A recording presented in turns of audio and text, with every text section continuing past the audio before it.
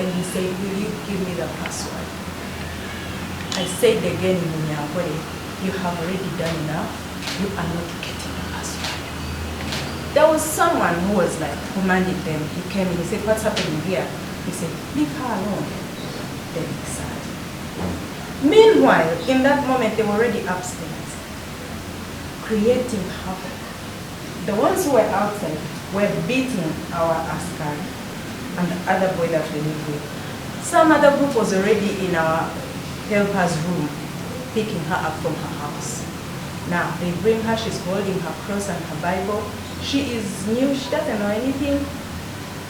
They ask her, where is the controller room in these cameras? She said, I am new, I don't know anything. They bring in the askari. They want to take him upstairs. He says, I have never gone that side. I don't know what's there. They ask him, where is the basement? And he said, I am new here. I know nothing like the basement. They ask him, where are the children? And he said, the children went for holidays after Christmas. Where did they go? And he said, so in that moment, they were already picking the camera controllers. They were already picking the MiFi. They were already picking all the phones in the room. They took AirPods, chargers, power banks, hoofers, radios, anything electrical, laptops, everything. These people were drunk. The house was stinking. So in that moment I realized that it was not going to end. Because I am alone at home. The people that we live with in our home, each one of them retreated to their place of abode. So when I switched off the lights in my bedroom, I switched on my side bed light to read at least 2 pages of the book I was reading. Then our askari called me. He told me, these men have broken again, but this time they are more in number and they are not in the same uniform as that group that normally comes. So he said there are many, just prepare. So I asked him where he was, and he told me he was in a safe place. Our place is a very big place. He was in a place where we camp water from. So I switched off the phone, switched on the lights, put away some phones, and then locked the bedroom. But then I saw that wasn't wise.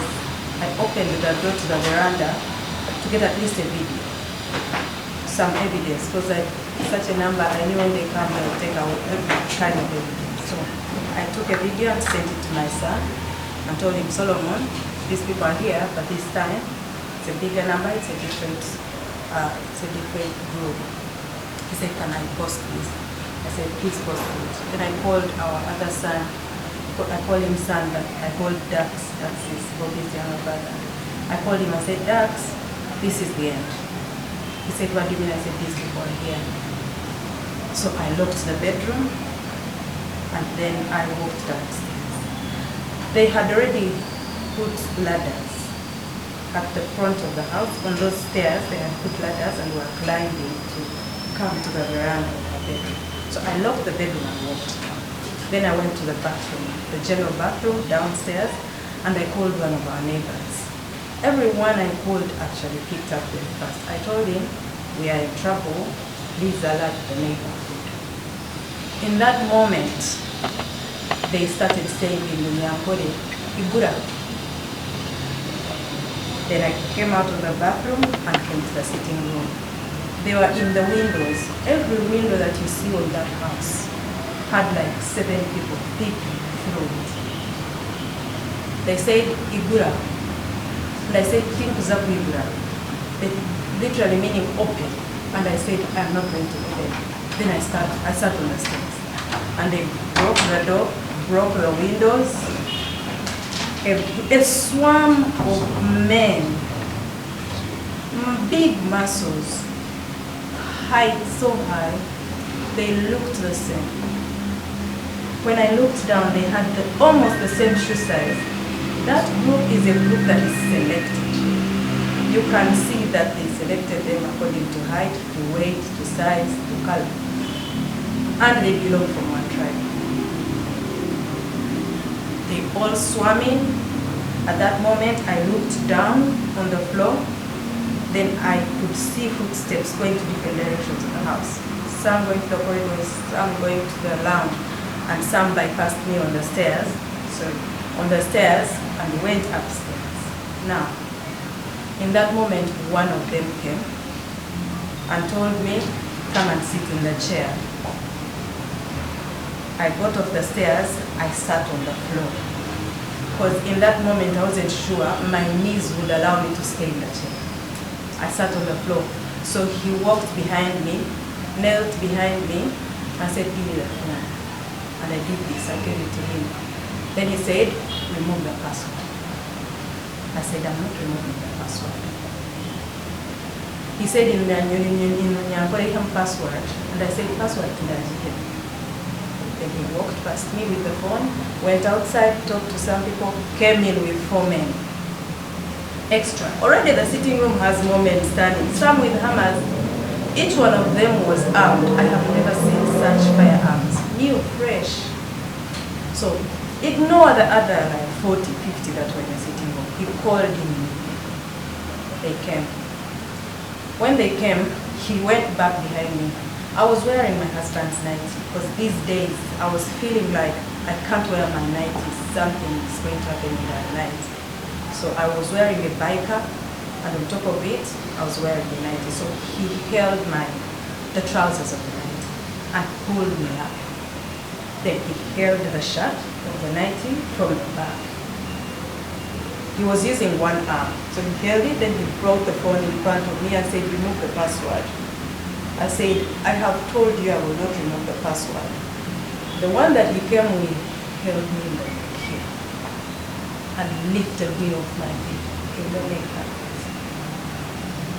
So when he lifted me, in self-defense, I kicked him because he was in front of me. So I kicked him in the groin, and then he walked away.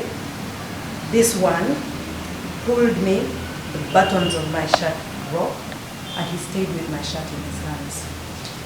Now, I just walked away from them and went and stood in one corner. But remember, this is a house full of men. Some looked away.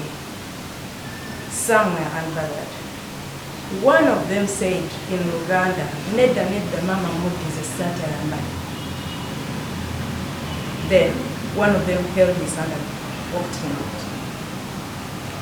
One of them picked the shirt and said, put up your hands and I dress you up. I said, I can dress myself up, give me my shirt.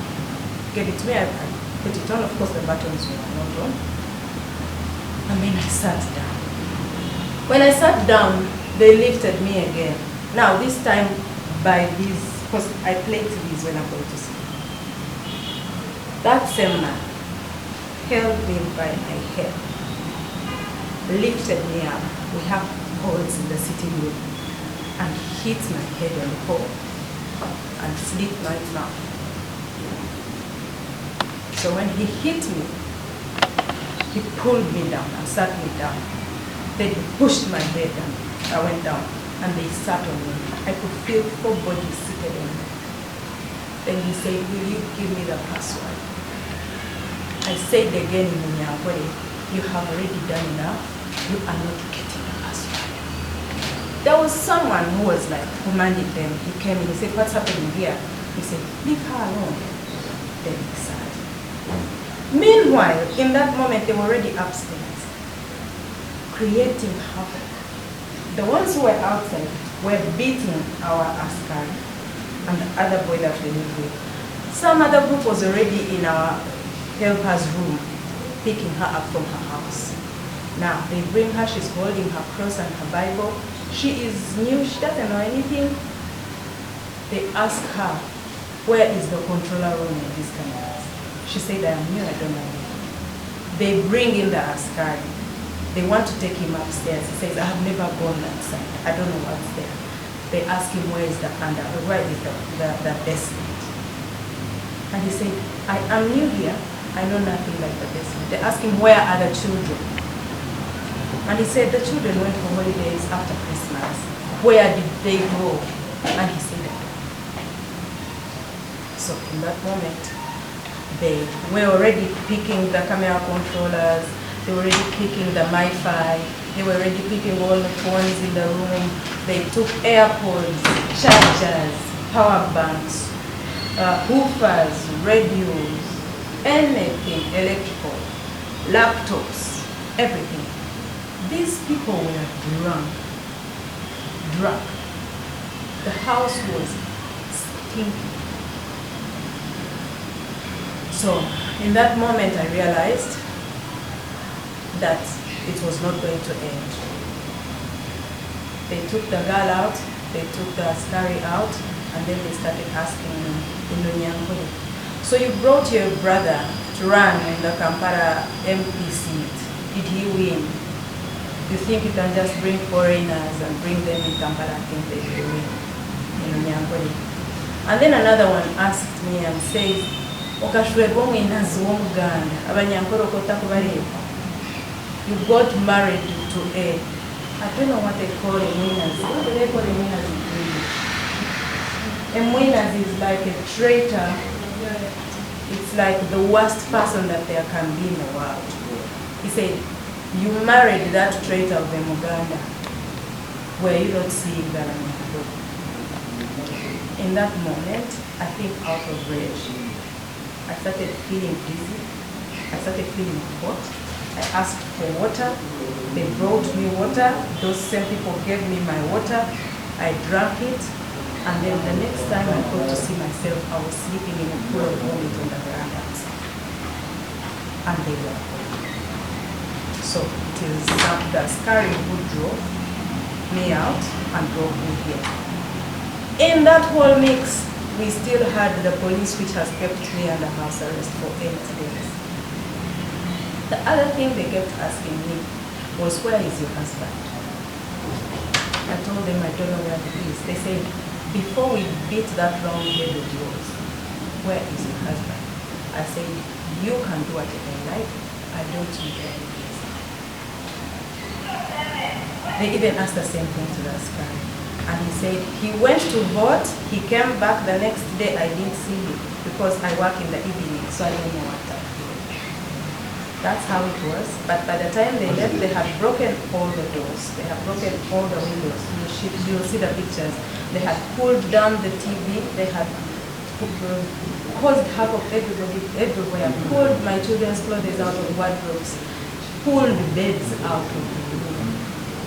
They had scratched the walls. They took anything that they felt was of value.